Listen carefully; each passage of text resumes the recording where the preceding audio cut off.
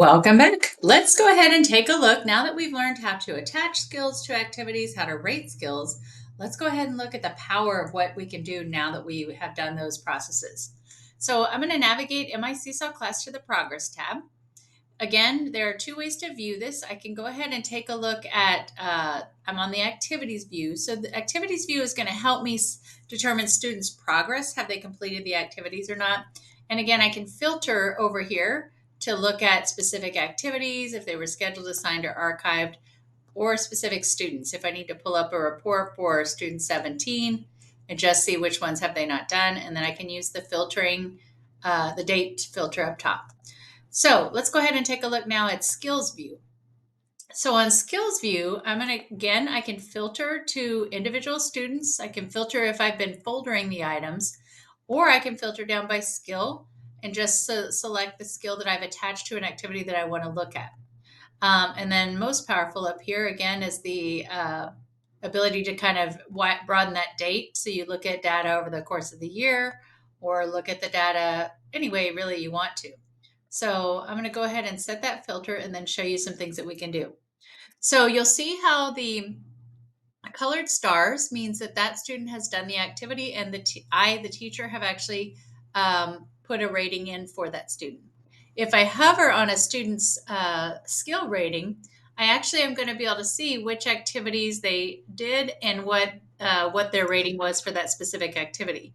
So if I hover in number 3, I can see these are the 3 activities. And if I click into their star, it actually is going to pull up that view. So say I'm sitting in a meeting, a data meeting or an RTI meeting, I can click in and say, this student we've assessed this skill 3 different times, and I can go through to really help talk through the student learning and where they're at. So that's really helpful.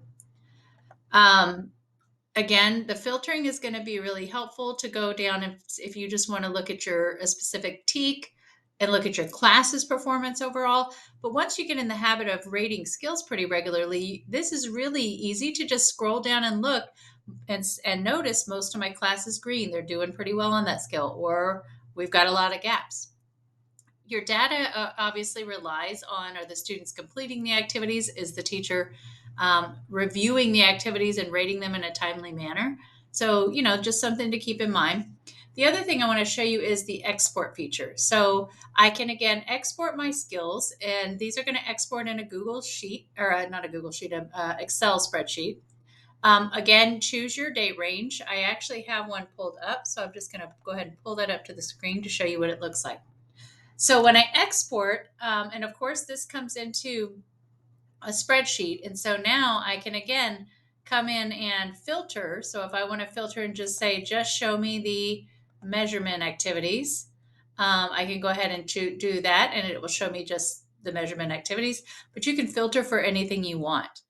Also, if you're going into a data meeting with this, what's nice to know about this is these are all live links. So if I'm sitting down with my team and I want to say, this student is really struggling with measurement, by clicking that link, it actually takes me to their live work sample. So I can kind of talk through it with my team and address, what are the misunderstandings? What do we need to go back and address? So this is hands down just one of the most powerful features that we just have not kind of gotten on board with yet. So I really want to encourage you, now that you've done a little bit of learning on how to attach the skills, how to rate the skills, and then how to kind of navigate the view as they come in, I feel like this could take some work off your plate with tracking those essentials on separate spreadsheets. Let Seesaw do the work for you.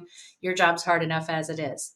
I hope you enjoyed the class. Please respond to this post with any questions, feedback, any additional wonderings you have, and make sure you go down and fill out the feedback form to get your credit for the course. Thanks so much for taking it.